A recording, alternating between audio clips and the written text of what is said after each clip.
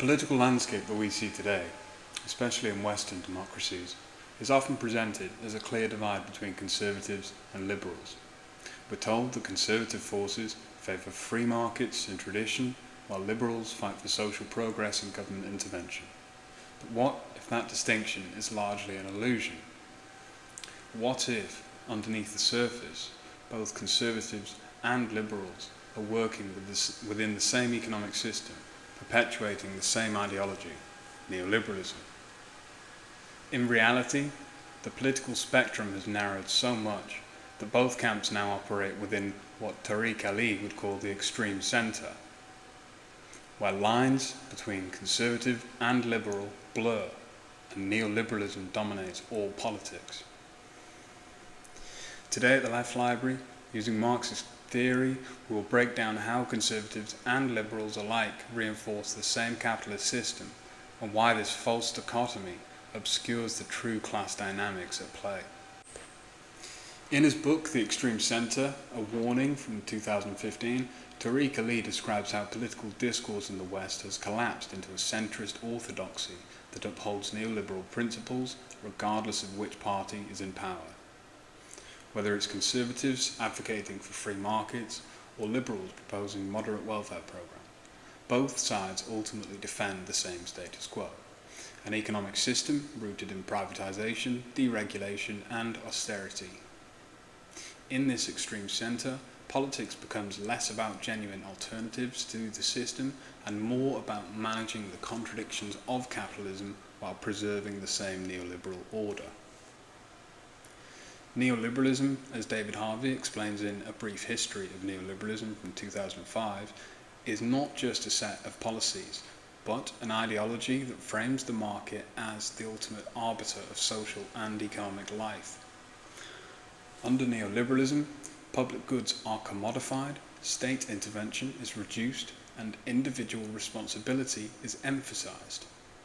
Both conservative and liberal parties have embraced this framework, albeit with slightly different rhetoric or speech. Conservatives may call for tax cuts and deregulation, while liberals advocate for socially progressive policies, but neither fundamentally change the logic of the free market. Karl Marx warned of such ideological entrenchment in his theory of ideology as false consciousness. In both conservative and liberal politics, the working class is led to believe that their interests are being represented, when in fact both parties serve the same interests of capital. The illusion of choice between two political camps makes the fact that neither is offering a true alternative to the capitalist system that exploits workers. Conservatives often pride themselves in being defenders of the free market and limited government, but in practice they uphold a system of state intervention that disproportionately benefits the wealthy and corporations. Karl Polanyi, in his classic work The Great Transformation from 1944, critiqued the idea that markets could ever be truly free. He argued that markets are always embedded within social and political institutions, and that the state plays a crucial role in creating and sustaining capitalist markets. Conservative governments frequently intervene to bail out corporations, provide tax breaks to the wealthy, and protect the interests of capital when and where necessary. This is not the free market, as they advertise, but rather a form of corporate welfare. Neoliberalism in practice is a system where the state facilitates the accumulation of capital, while social programs that benefit workers are cut in the name of fiscal responsibility. Marx's theory of the state helps us to understand this dynamic. The state is not a neutral entity, but an instrument of the ruling class, used primarily to preserve the conditions of capital accumulation.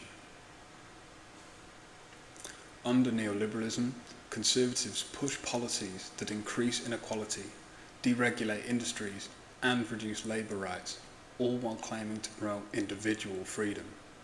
But this freedom, as Wendy Brown argues in Undoing the Demos from 2015, is an illusion. It is a freedom for capital, not freedom for workers. The dismantling of unions, the weakening of labour protections, and the rise of precarious work are all justified under the guise of promoting market freedom. But the reality is a deepening of exploitation for workers. Liberals, on the other hand, present themselves as champions of social justice, environmental protection, and equality. But they too operate within the same neoliberal framework as the conservatives, offering reforms that fail to challenge the underlying economic system.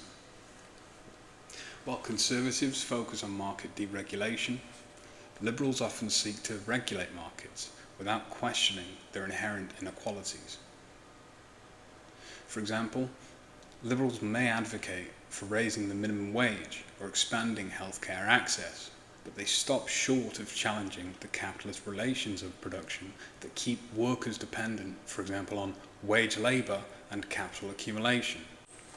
Rosa Luxemburg, in her critique of reformism in Reform or Revolution from 1900, argues that reforms within capitalism may improve conditions temporarily, but they cannot transform the system itself.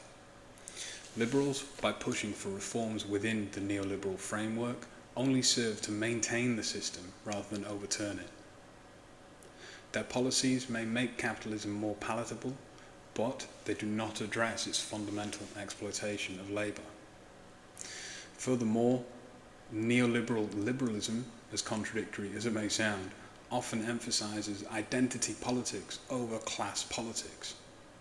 While issues of race, gender, and sexuality are vitally important, liberals frequently engage in symbolic gestures that do little to improve material conditions for marginalised groups.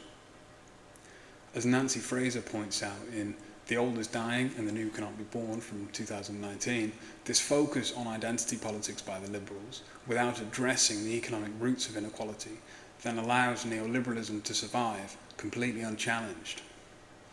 By promoting diversity without questioning capitalism, liberals give the appearance of progress while preserving the same exploitative system. One of the clearest examples of how both conservatives and liberals operate within the same neoliberal framework is in their response to economic crises.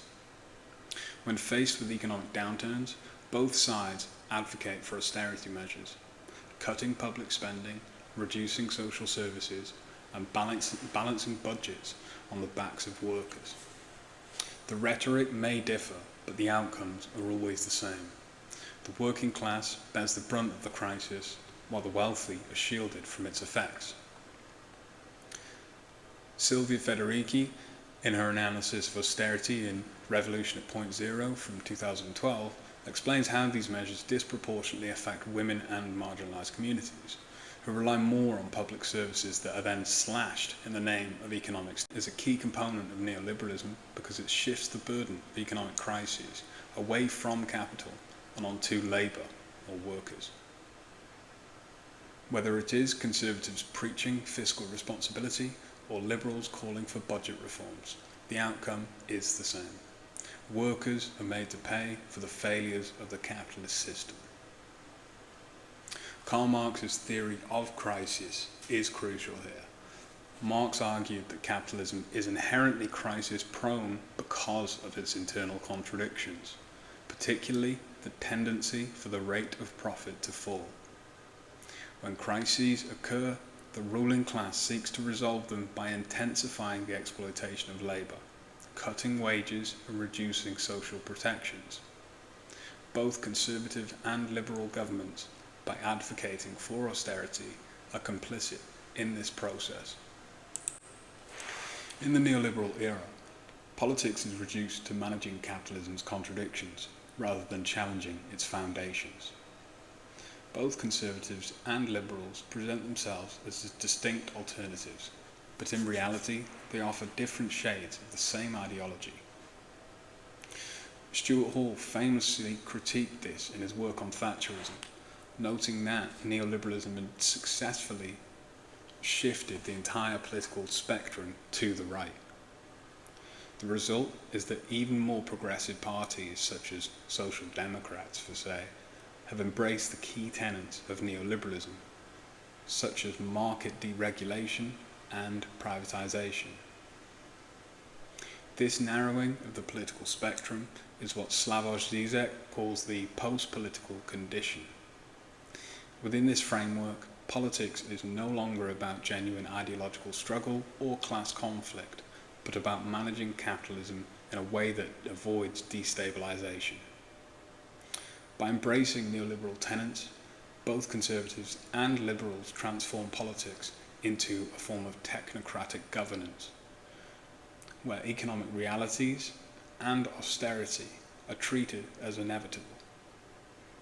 Political debates become less about choosing between different systems and more about tweaking policies within the same capitalist framework. This post-politics represents the depoliticization of economic issues, where fundamental questions about ownership, labour exploitation, and class power are removed from the political agenda. As Chantal Mouffe points out in The Democratic Paradox from the year 2000, the absence of real political alternatives narrows democracy to a hollow competition between slightly different management strategies of the same system.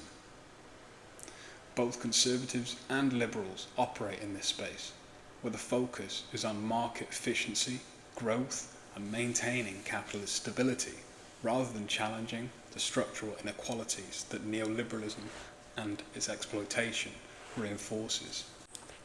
In this context, it's clear that both conservatives and liberals ultimately serve the same class interests, those of capital. Karl Marx, in The 18th Brumaire of Louis Bonaparte from 1852, explained how the political superstructure functions to protect the economic interests of the ruling class. The state, Marx argued, is not neutral, but an instrument of the bourgeoisie.